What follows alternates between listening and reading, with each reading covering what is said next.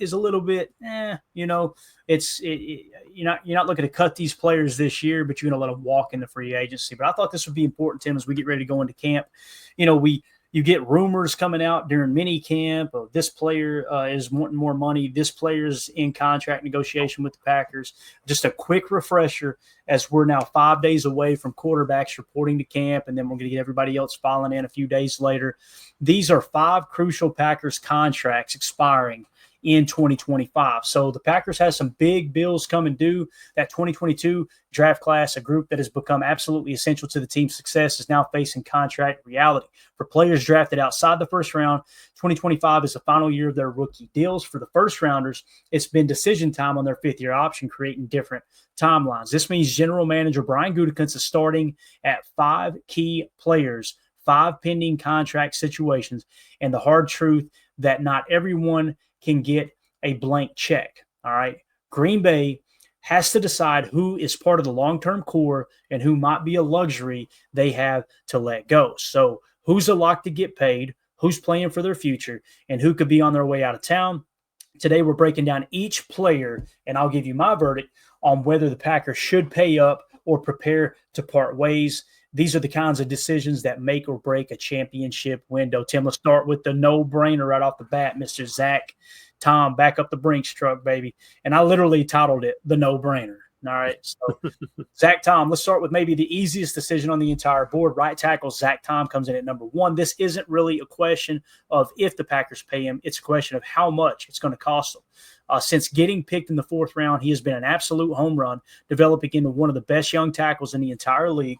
He's shown his versatility all over the line, but he's found a home at right tackle, becoming arguably the most important player on offense, not named Jordan Love. People look at that, Tim, and they say he's not left tackle. Left tackle is more important. I'm telling you guys, the trend in the NFL is to put your best pass rusher over the right tackle now. So now what you're seeing are teams building up the right tackle spot, like Penei Sewell in Detroit.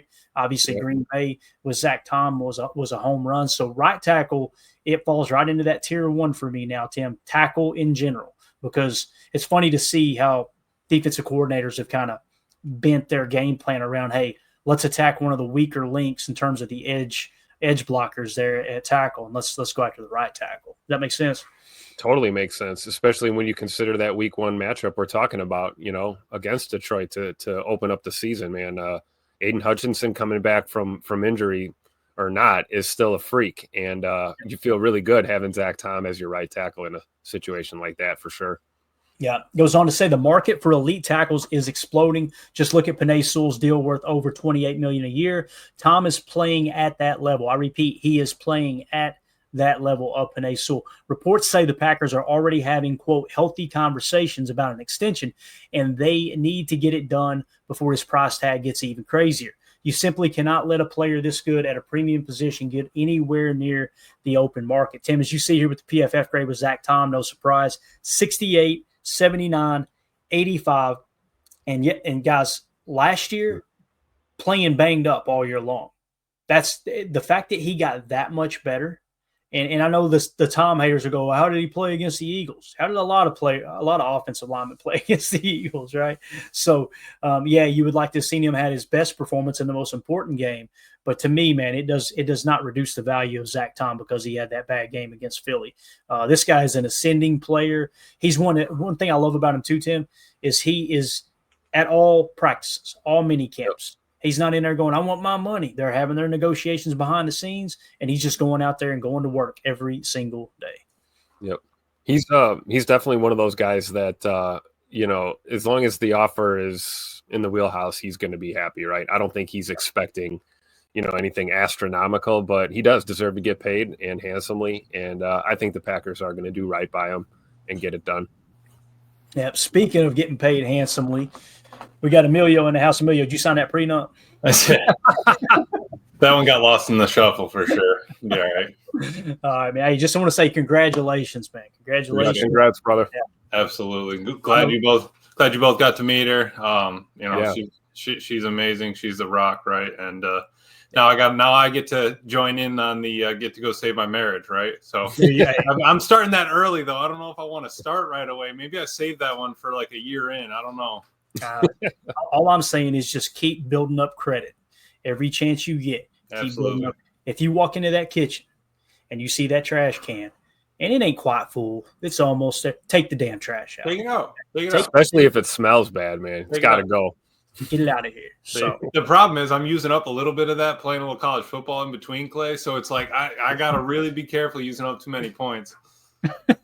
People watching this video that we're going to edit out later going, I thought we were talking about Zack Tom. We're talking about marriage. Welcome to PTA. This is what happens. All right. Appreciate everybody in the chat as well. Thank you all. Appreciate it. Missed everybody as well, man. Glad to be back. United Bates with the super chat says, shout out to Carrie Kapler in the chat. That's my mama Dukes. I'm recruiting PTA followers. LOL. Thanks, Bates. The check is in the mail, sir. Check is in the mail. We're gonna put Bates on commission pay here for bringing followers in. But welcome in, Carrie and Bates. Thank you so much for the super chat, bud. We appreciate you. All right, back to Zack Tom.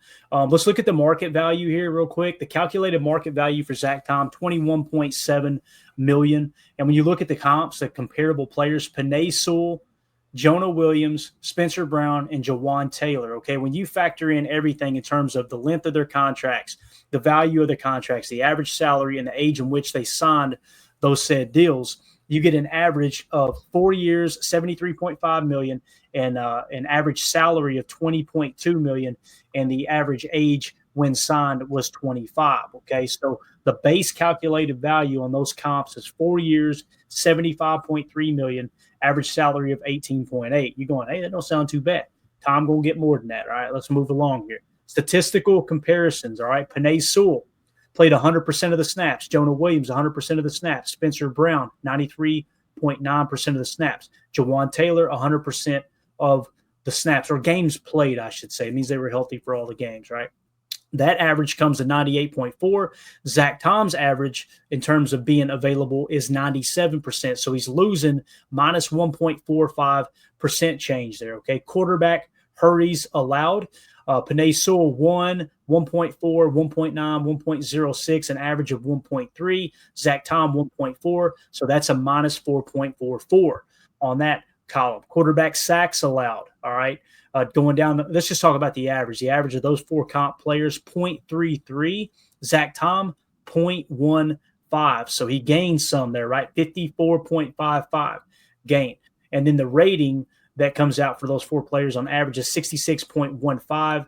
And Zack Tom's is 82.70 for a positive net gain of 25.02. So essentially you got a median prime percentage change of 11.7% and an average prime percentage change of 18.4%.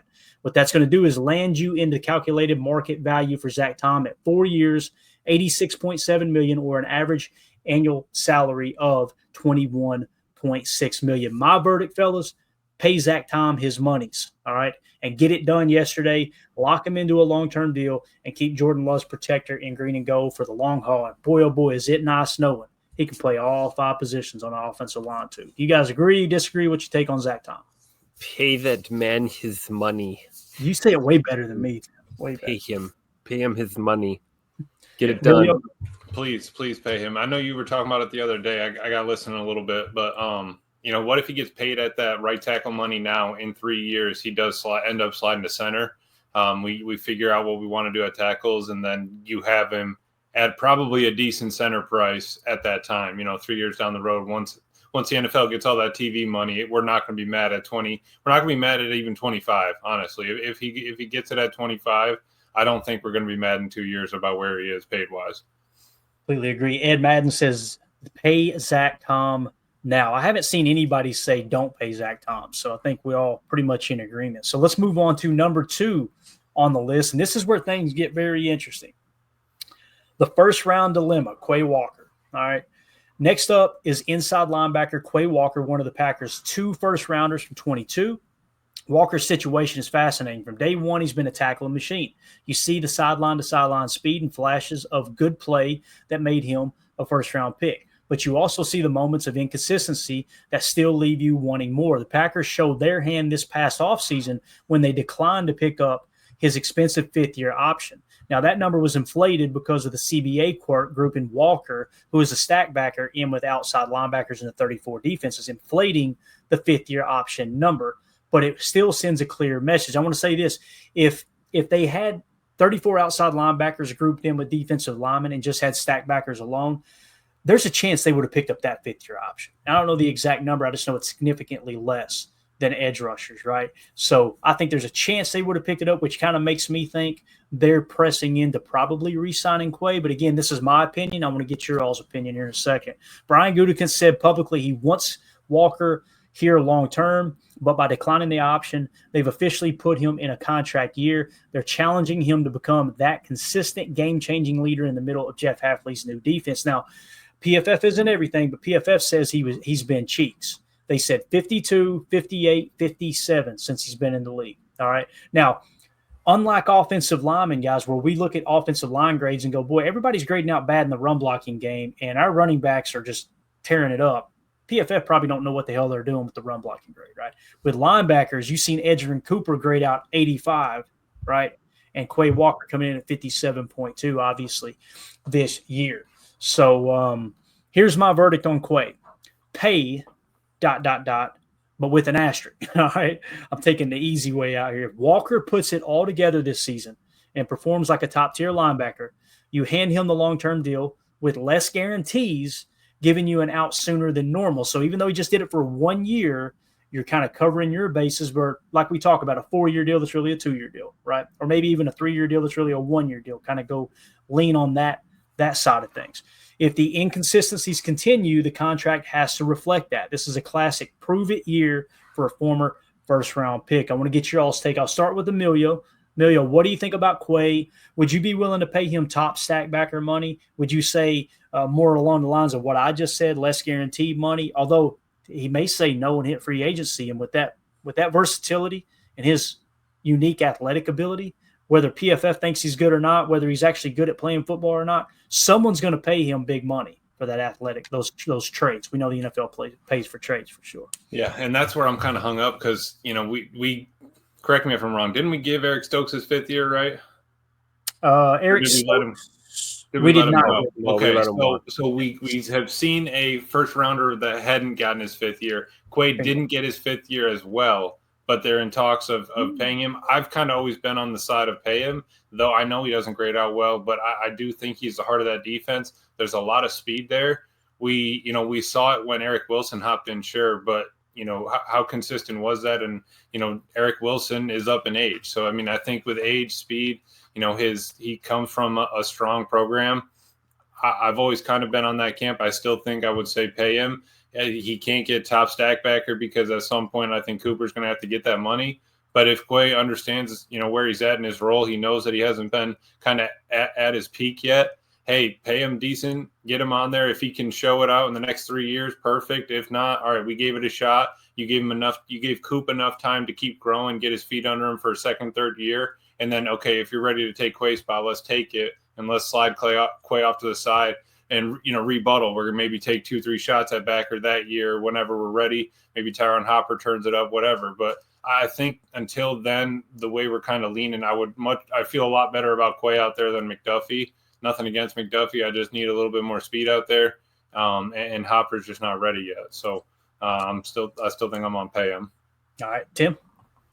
You guys know I'm a Quay Walker fan, so of course I'm going to say it. That's why I made you go last, Tim. I knew what your answer was going to be. Of course I'm going to say it. I know that there's probably a lot of people that think, hey, he hasn't shown it by now, let him walk. His development's been a little up and down, but I still think he's a high ceiling dude. I think he's maybe a late bloomer, but certainly would not disagree with the fact that this is a make or break year for him. At least for his, future with this football team and, maybe the rest of what his career looks like in the NFL period. So I am in the camp of, prove it your deal for sure. Got it. And I think if there's a little bit of upside, like if he looks a little bit better and it shows that he's continued to make progress, I think they will do that to keep him in the fold here. But he's been put on alert, right? Just like we did with Stokes, not taking the options. So, as a first round pick, man, he's got to prove it this year for sure. Let's see what the chat says here. They said, I've got a good feeling. This is too old for this. I've got a good feeling about Quay. Year one, he was battling his demons and has grown since. I think he will have a good year. I agree with all that. And here's the thing too, like one of the reasons why I'm kind of like, you know what, if you could pay him a little more of an incentive base rather than, fully guaranteed money. You started to see a glimpse of it last year when he, before he got hurt. It was like, okay, I think it's starting to click with Quay. And again, the 57.2 is so low because he was inconsistent. But there were a few games there where it was like, if we get that Quay Walker, hey, him and Edgerrin Cooper together is going to be absolutely awesome. So completely get what he's saying. He's been on the field a lot too. Like, I mean, yeah, he got hurt a little bit last year, but consistency wise, he has not been a problem for us being out there and actually, being at least available for this defense. Yeah. H.E. Soder says, you let Walker walk, huh? Doubt the money will work given the production. Also, Cooper may let you get away with cheaper talent at the other linebacker spot. And, that's really what it comes down to is if Hopper can play just as good as Quay, he's a third-round pick. I was just going to say, Hopper's the outlier, right? It really says more about Tyron Hopper. Like, if he takes a huge step this year and Quay kind of doesn't or stays the same or regresses, then, Soder's got a really big point here. Of course, this is all in an ideal situation where nobody's hurt. I mean, linebackers get hurt all the time. So I don't know if I'm willing to just let Quay walk just yet. No, got it. Ed Madden says, could Hopper replace Quay if they can't reach an agreement? That's the hope. I mean, he's a third-round pick. Evan Williams was a fourth-round pick last year. He's a starter, right? Zack Tom, we just talked about him breaking the bank, fourth-round pick, starter. How many do we have to point out, to go, okay, at some point we've got to start accepting the fact that, listen, a third-round pick, you don't just draft them to sit on the bench and play special teams. Right. I'm not saying you force them out there, and you darn sure don't want to try to convince yourself that a player is better than they are just because their draft status. However, in an ideal situation, I know Tim don't want to hear this, and listen, I love Quay's stature, like 6'4", 241. This dude looks like a monster, and he's got the athleticism to do anything you need a sackbacker to do. It's just the processing hasn't clicked. Like, you've seen Edgerrin Cooper as a rookie step in, and he could process so fast. And not everybody plays the same way. But if Hopper were to prove he's better than Quay, yes, let Quay walk, and he'll go get the bag somewhere else. He'll probably get over $10 million somewhere else. The number I've got is somewhere between $7-8 million per. With, like I said, you being able to get out of it after 2 years, I'd be okay with that. I think that's money well spent. But when you get 10, 12, 13 million per, just can't do it. Can't do it for Quay. United Base says, I still think Quay is going to excel playing alongside of Coop. I can see them being dangerous together. I mean, they're two physical freaks. There's no doubt about that. Yep. Holmes MD1 says Quay would get 10 average per year at stack. I don't know if he was talking about what it would have been with the fifth-year option or if he's just saying in general. But I agree, on the open market, he would get over 10 per. Now, that can be manipulated a little bit, right? You get a contract that's 10 years per, and then you look up and he gets cut after 1 year because the guaranteed money was $6 million or something. You know what I mean? Like that. Right. It gets a little tricky with the contractual aspect. So, anything else on